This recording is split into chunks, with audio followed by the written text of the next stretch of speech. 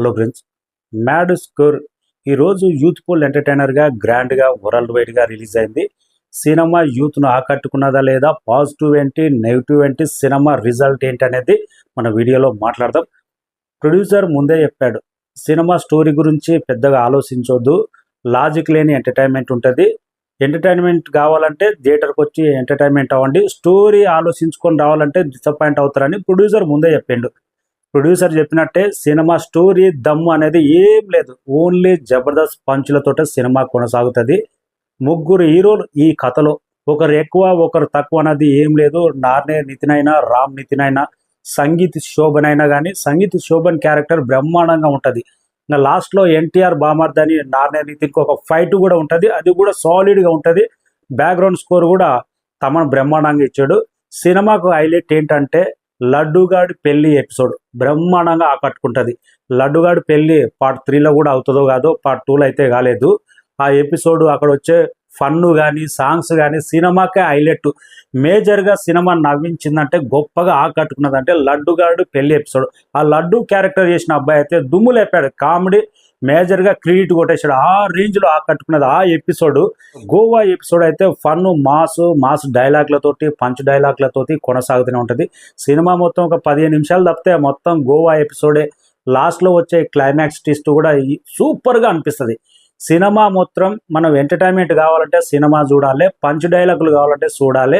Youthful ఎంటర్టైనర్గా ఎక్కడ వల్గరీ లేకుండా cinema ఉంటుంది. సునీల్ ఈజ్ బ్యాక్ అనిపించింది. సునీల్ తెలుగు సినిమా ఇండస్ట్రీలో ఇలాంటి క్యారెక్టర్లు చేస్తా అంటే వందల కొద్ది ఆఫర్లు వస్తూనే ఉంటాయి సునీల్కు. పుష్పలో విలన్ క్యారెక్టర్ వేసినా కానీ మనం సునీల్ నుంచి కోరుకునేది విలన్గా చేసినా కానీ దాంట్లో కామెడీ ఉండాలి.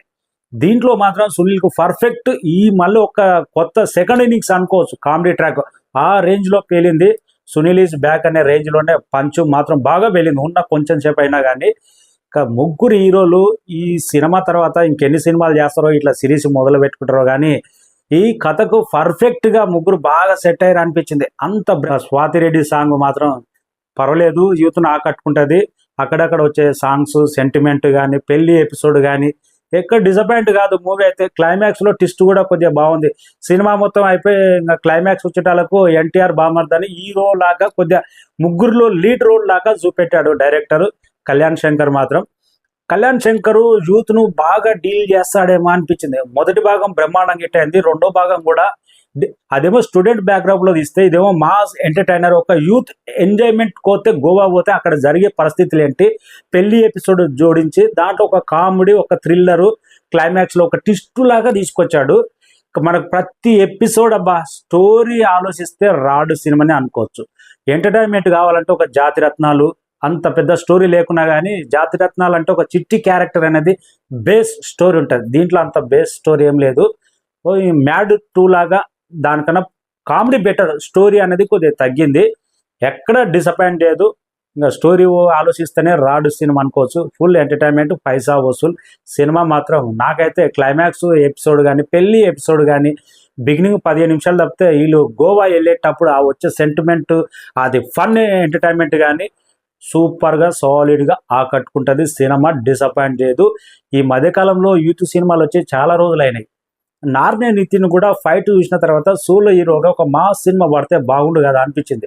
అంత బ్రహ్మాండంగా సోలో ఫైట్ కూడా చాలా బాగా అనిపించింది. సాంగ్స్ బాగున్నాయి.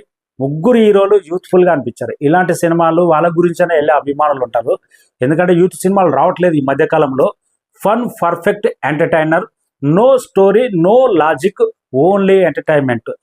Thank you so much. నాకైతే ఎంటర్టైన్మెంటే సినిమా బాగానే అనిపించింది.